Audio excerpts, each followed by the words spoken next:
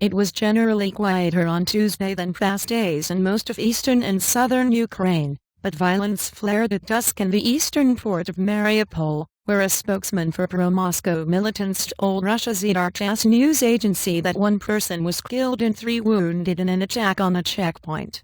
And in Kramatorsk, a separatist-held town in the east that saw an advance by Ukrainian troops at the weekend, the coffin of 21-year-old nurse Yulia Izotova was carried through streets stilled by barricades of tires and tree trunks on Monday.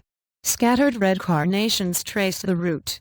And at the Holy Trinity Church, 7 priests led mourners in prayer for a woman killed by large-caliber bullets, which the townsfolk believe were fired by Ukrainian troops. And they shoot at us. Why? Because we don't want to live with fascists, asked 58-year-old passport photographer Sergei Fominsky, standing with his wife among the mourners. We're not slaves. We kneel to no one. And in Odessa, a previously peaceful, multi-ethnic Black Sea port where more than 40 people were killed on Friday in the worst day of violence since a February revolt toppled Ukraine's pro-Russian president, pallbearers carried Andrei Biryukov's open casket from a van to the street corner where he was shot. And a pro-Ukrainian activist, Biryukov, 35, was killed during a day that began with hundreds of pro-Russian sympathizers armed with axes, chains and guns attacking a Ukrainian march, and ended later that night with the pro-Russians barricaded inside a building that was set on fire, killing dozens. And a small crowd of about 50 people stood around the body, covering it with carnations and roses. A Ukrainian flag fluttered in the wind, and a patriotic song about dead heroes was played from a sound system. And relatives wept, and a young woman fell on her knees crying loudly. The corner where the man died was decorated with flowers and small Ukrainian flags. And the government has failed to protect its own people. The police have failed miserably, said Nikita, a grizzled 56-year-old with a Ukrainian yellow and blue armband. And Sergei, in his 40s, who also came to mourn, said violence was imported to Odessa. And we were proud of Odessa as a unique place where people used to live in peace regardless of their beliefs and religion and race, he said. Now this is all gone.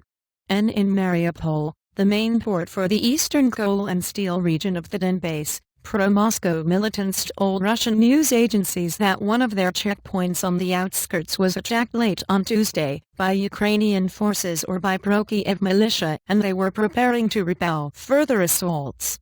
And local website 0629.com.ua posted pictures of tires blazing outside the city council building and thick smoke pouring over the town center. Some streets were barricaded by buses.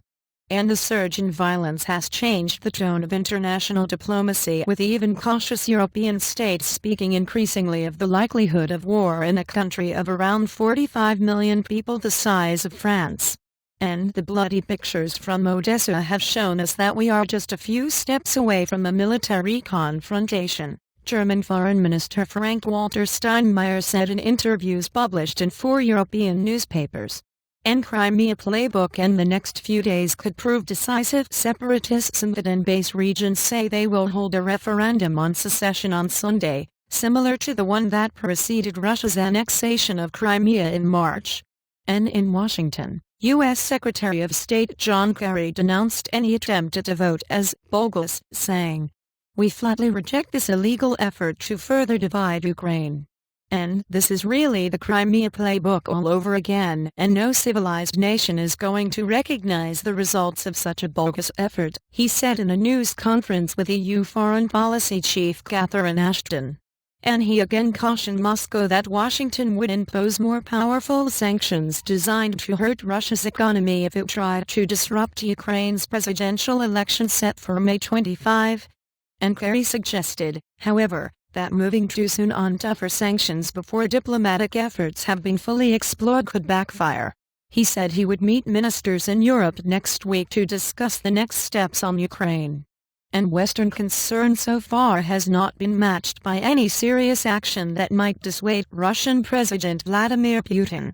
The United States and the European Union have imposed limited sanctions on lists of individual Russians and small companies, but have held back from measures designed to hurt Russia's economy broadly. And nonetheless, a senior finance ministry official in Moscow said Russian GDP could shrink again this quarter. And NATO has made clear it will not fight to protect Ukraine, instead beefing up defenses of its nearby member states. NATO's top military commander, U.S. Air Force General Philip Breedlove, said on Tuesday the alliance would have to consider permanently stationing troops in parts of Eastern Europe because of the increased tension between Russia and Ukraine. And Breedlove, who said on Monday he did not think Moscow would send troops into eastern Ukraine, stressed the steps that NATO had taken so far were designed to support eastern members of the alliance. And we are taking measures that should be very easily discerned as being defensive in nature. This is about assuring our allies, not provoking Russia, and we are communicating that at every level, he said in Ottawa. And pressing the offensive, and 2 days before the separatists' referendum is Friday's annual Victory Day holiday celebrating the Soviet Union's triumph over Nazi Germany. Moscow has been openly comparing the government in Kiev to the Nazis, and Ukrainian officials say they are worried that the day could provoke violence. In Moscow there will be a massive parade of military hardware through Red Square, a Soviet-era tradition revived by Putin. And the past few days have seen government forces press on with an offensive but make little progress in the east, where separatist rebels have so far held firm at their main outpost in the town of Slavyansk and shot down 3 Ukrainian helicopters. An Interior Minister Arsen Avakov said on Tuesday more than 30 separatists had been killed in fighting around Slavyansk, but there was no confirmation of such a figure. The rebels, who triggered fighting in the area on Monday by ambushing government troops, said 4 of their number had been killed. And at roadblocks in the town some armed fighters have been replaced by civilians, like Alexandra in her late 20s, who said she leaves her 10-year-old daughter at home each morning, puts a starting pistol in her belt and walks to the barricades. The tactic of putting civilians at the front could make a government offensive more difficult. And we have 2 options: to use heavy artillery. Wipe everything out, put the flag up and report that everything has been done. The second option is a gradual blockade, destroying provocators and sabotage to prevent injuries among the population. We are carrying out the second scenario, said Acting Defense Minister Mikhailo Koval, explaining why the operation had taken so long and achieved so little. And since a pro-European government took power after the uprising that toppled pro-Russian President Viktor Yanukovych, Putin overturned diplomatic convention by declaring Moscow's right to send troops across borders to protect Russian speakers.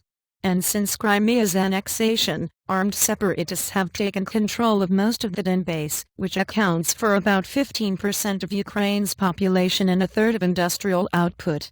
And Moscow has tens of thousands of troops massed on Ukraine's eastern frontier. The outbreak of violence in Odessa, hundreds of kilometers away near a Russian-occupied breakaway region of neighboring Moldova, means the unrest has spread across the breadth of southern and eastern Ukraine. And Western countries say Russian agents are directing the uprising and Moscow is stoking the violence with a campaign of propaganda, broadcast into Ukraine on Russian state channels, that depicts the government in Kiev as fascists. And Russia sometimes sounds as if it's fighting WW2. Fascism all over the place. Enemies everywhere. Ghosts of history mobilized, tweeted Swedish Foreign Minister Carl Bildt. And additional reporting by Elizabeth Piper in Kiev and Randall Palmer in Ottawa, writing by Peter Graff and Peter Cooney, editing by Giles Aylgood, Alistair MacDonald and Mohammed Zorgham.